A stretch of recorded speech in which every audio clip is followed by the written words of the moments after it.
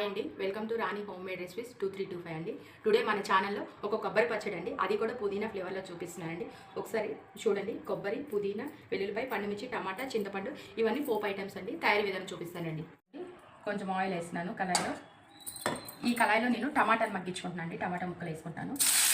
ఇవన్నీ మగ్గిడానికి నేను వేరే కళాయి తీసుకున్నాను అండి. ఇంకో కళాయిలో వేస్తాను.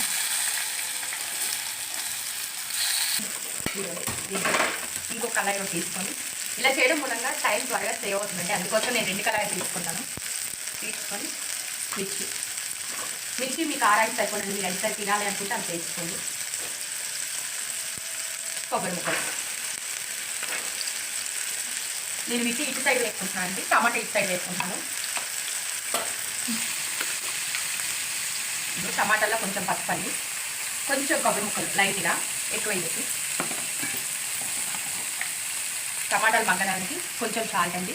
మళ్ళీ మనం చూసేసుకున్నాం పచ్చడి. ఇవి కూడా మగ్గడానికి జస్ట్ పించ్ ఆఫ్ సాల్ట్ అండి. ఎక్కువేమి యాడ్ చేసుకోండి. ఒకసారి ఇంటి కలుపుకొని వేపుకున్నామండి. పచ్చివాసన కొంత వరకు వేసుకున్నాం. టమాటాలు అనుకోవడం మొత్తం ఇలా కలిపేసి మూత పెడదామండి. మూత పెట్టి మొత్తం మగ్గిపోతుంది టమాటా. మగ్గిన తర్వాత చింతపండు యాడ్ చేద్దామండి. ఇదిగోండి టమాటా మగ్గిపోయింది. ఈ టైంలో పుదీనా యాడ్ చేయాలండి. దీన్ని నేను ఆయిల్లో వేపట్లేదండి.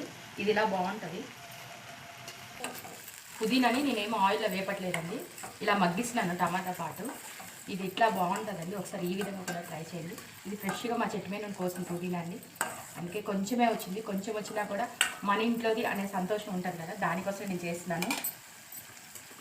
ఇప్పుడు ఈ టైంలో నేను చింతపండు కొంచెం వాటర్తో కలిపి యాడ్ చేస్తున్నాను. కొబ్బరి పచ్చడిలోకి వస్తుంది ఆ వాటరు మెత్తగా అవడానికి. కొంచెం ఇంకొక 4 నిమిషాలు కదా మూత పెట్టేసినండి. ఇదిగోండి ఇది ఎగిపోయి ఇంకా పొయ్యి ఆపేసినండి. వీటిని చల్లారి పెట్టుకుందాం. చల్లారిన తర్వాత మిక్సీ చేసుకోవడమేనండి.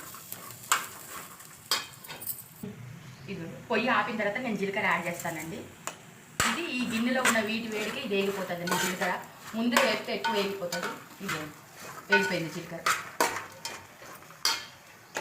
ఇవ్వండి కొన్ని వెల్లుల్లిపాయలు పొయ్యి ఆపిన తర్వాత వేసినానండి నేను. వీటిని తర్వాత మిక్సీ పడతాను నేను ఇవి చల్లారిన తర్వాత. ఇదిగోండి టమాటా కూడా మగ్గిపోయింది మెత్తగా. దీన్ని కూడా ఆపేసుకొని మిక్సీ చేసుకోవాలండి. అది కూడా చల్లారిన తర్వాత దీన్ని నేను ఆపేసినాను ఈ స్టేజ్లోనే. కొబ్బరికి ఇలా కొంచెం లూజ్ ఉంటే పేస్ట్ చేసేటప్పుడు ఈజీగా ఉంటుందండి, మెత్తగా అవుతుంది. పచ్చడి కూడా టేస్ట్ బాగుంటుందండి.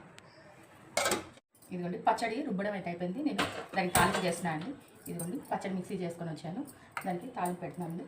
ఇదిగోండి కలర్లో ఆయిల్ వేసుకొని, ఆయిల్ కాయిపోయిందండి. ఎండుమిర్చి, ఆవాలు, జీలకర్ర, దంచుకున్న వెల్లుల్లి, ఇంగువ,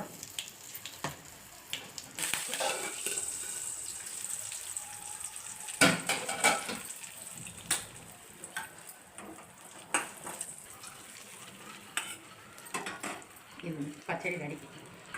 కొబ్బరి పుదీనా పచ్చడి అండి. అది పండుమిర్చితో చేశాను. సింపుల్ అండ్ టేస్టీ పచ్చడి రెడీ అండి.